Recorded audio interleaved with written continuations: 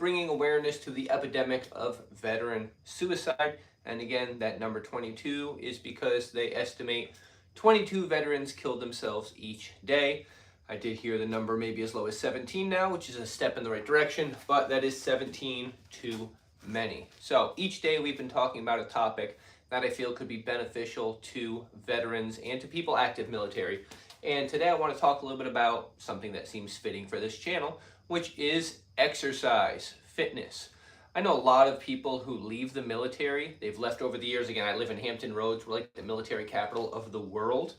And there's a lot of veterans around here. And I've talked to a lot of them, and let's just say they're not in the same kind of shape they were when they were serving. And they all kind of have the same answer. They're like, I was forced to run for all those years. I'm never running again. To which I always joke, I run every time I see the ice cream truck. But you don't neglect your fitness when you get out of the military. That's a big problem. Think about all the other stuff you're going through and all the other ways your mental health can be negatively impacted and your physical health.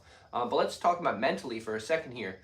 We've talked about community and purpose, and a lot of people, when they leave the military, they lose all of that. And that can lead to them going into some depression and some anxiety and all of these things that can lead to that epidemic of veteran suicide. Obviously, we don't want that. So going from the community and the purpose and the fitness to none of that, having it all ripped out when you leave the military, that's a big deal. So something I encourage you to do is don't skip the fitness thing. You can join a new church, community, organization, something to get that community. You can stay in touch with all the people that you had. You can keep that camaraderie. But you can't neglect the physical part of it too. And there's plenty of studies out there that show the physical and the mental benefits of exercising. I was reading a study recently. If I get the minutes wrong, I apologize. But I believe it was walking 4 days a week for 45 minutes. And they said at the pace like you're late for work has the same health benefits as anti-anxiety medication for people who suffer from anxiety. So imagine you're burning the calories, you're helping your mental health, and you don't have the negative side effects. So fitness when you leave the military is super important. Find things that you like to do. No, you don't need to go load up your backpack and go on long marches and all that kind of stuff. You have more freedom now. Now you can do the kind of exercises that you want. Think about the things that you enjoy. Somebody asked me once, they were like, what's the best exercise I can do to lose weight? And my response was very simple. I said, whatever exercise you're going to do. And they looked at me like, what are you talking about? Like, no, what's the best one to lose weight? And I gave that answer because if you think about it, I could tell you that the best exercise to improve your VO2 max is cross-country skiing. Who cares if you're not going to go cross-country skiing? Seriously. So find the exercise that you like to do. That's the one that's going to help you lose weight. That's the one that's going to get you fit. Because if you don't enjoy it, chances are you're not going to do it.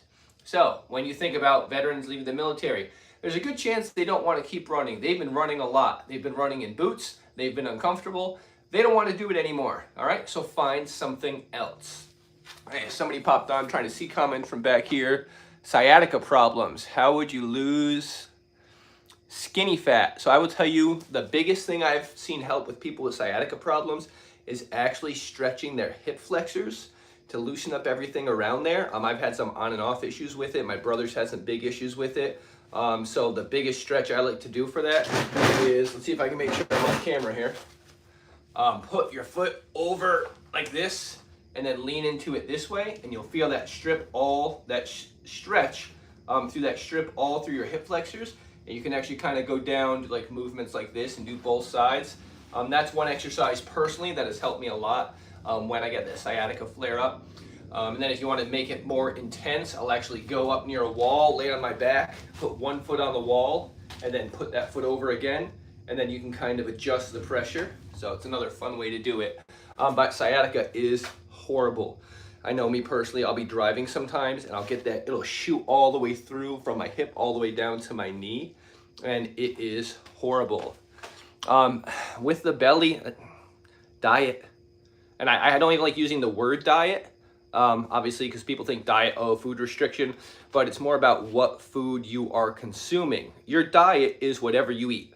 Everybody's on a diet. It's a matter of what is your diet. So it's a matter of, eating the right foods, and then obviously just I recommend for people, depending on any other health situations, especially with something like sciatica, what can you do that's not going to aggravate it? Probably something like, can you walk without it flaring up too bad? What about a stationary bike? Because you want to find some aerobic stuff that will, help benefit it, but it's not going to flare up the sciatica and cause more problems. You get to that point where the sciatica flares up, you're not going to want to do anything.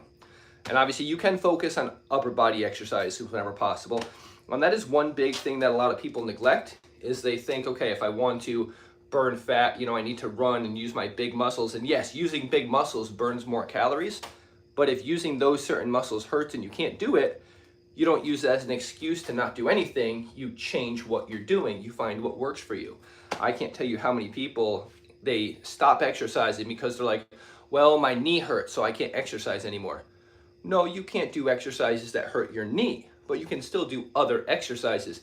And I'll always point out some person, you see this person in the wheelchair that's, paralyzed from the waist down, and from the waist up, they look like Arnold Schwarzenegger, all right? They're not using that as an excuse to not exercise. They're doing the exercises that they can.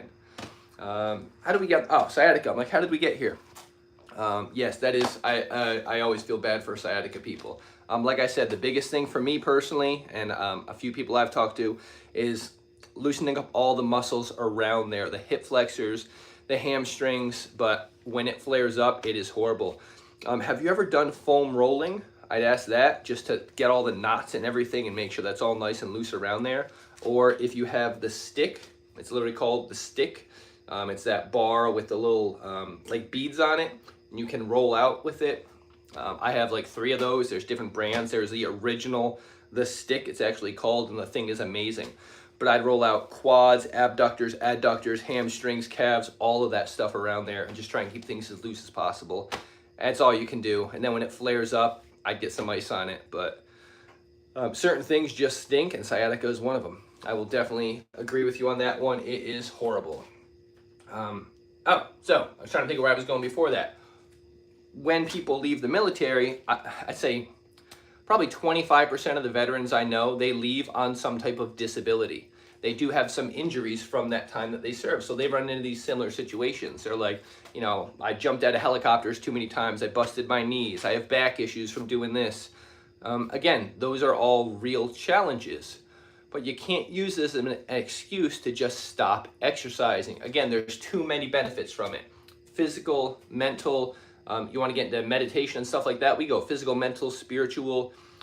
Personally, I started doing, if you know who Wim Hof is, they call him the Iceman. He's got these breathing exercises, things like that. They help calm you. They help you breathe better, stuff like that. It doesn't have to be, I'm going to go run a 5K every morning, and I'm going to max out on the bench press and all that kind of stuff. It's just being active, and the more active you are, the more physical and mental benefits you get from it. It's that simple. So I come back to what I said before, just finding something that you can do. Back in the day, I loved P90X. If you're old like me, you probably know what P90X was. I was actually like a beach body coach back then, and I promoted the products and all that kind of stuff. But that was intense. You don't necessarily need that. However, some people will only work out if they have programs like that to follow. There are literally, I would say, 10,000 different fitness programs out there, and that's probably an understatement. So it's just finding something you like. My wife, she really likes Shailene Johnson. She did Turbo Jam and Turbo Fire and that kind of stuff. You find someone who you like, you follow their program, you get results. It's that simple. As one option. Again, you don't need to do that though. Go for a walk every day. Do some push-ups. Push-ups are amazing. You don't need any equipment. I have a pull-up bar right here. I've built some of my exercise equipment. I have another channel. I have a woodworking channel. I built my slant box, and I built something to do, I always forget what they're called, like Romanian curls or Bulgarian curls, where you're on your knees and you fall forward and go up. You work with what you have. Half of the stuff I have in here I've gotten from Goodwill or off Marketplace. So you just get the setup that you need, and you do what you can do. And again, you don't need any equipment to work out. There's so many body weight exercise programs out there, it's not even funny. So I'm about to do one of them. So again, today is day 9, 22 push-ups a day, or 2,200 from the month. As always, I've been doing 22 a day, my first 22 with you. And then if you want to continue on after that, you can knock out however many you want to do. I encourage people to go for the 2,200, but whatever works for you. And again, This month isn't about the push-ups, it's about the conversation. Each day I've been on here talking about what's something we can do to help veterans, to end this epidemic of veterans who feeling they need to take their life. 22 people per day is 22 too many. So I'm gonna do my push-ups and then we'll wrap this up. So if you're able to, I encourage you to join me while I do them. Again, 22 push-ups. Here we go.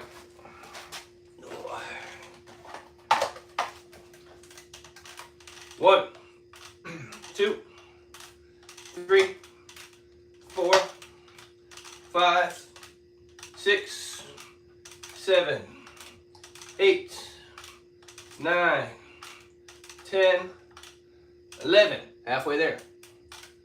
12, 13, 14, 15, 16, 17, 18, 19, 20, last 2, 21,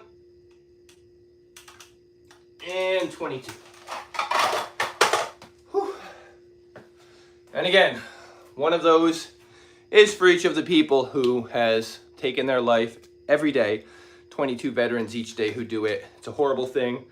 Again, this month isn't about the push-ups, it's about the conversation. So everybody who's been on here, I really appreciate it. It's awesome seeing some people involved.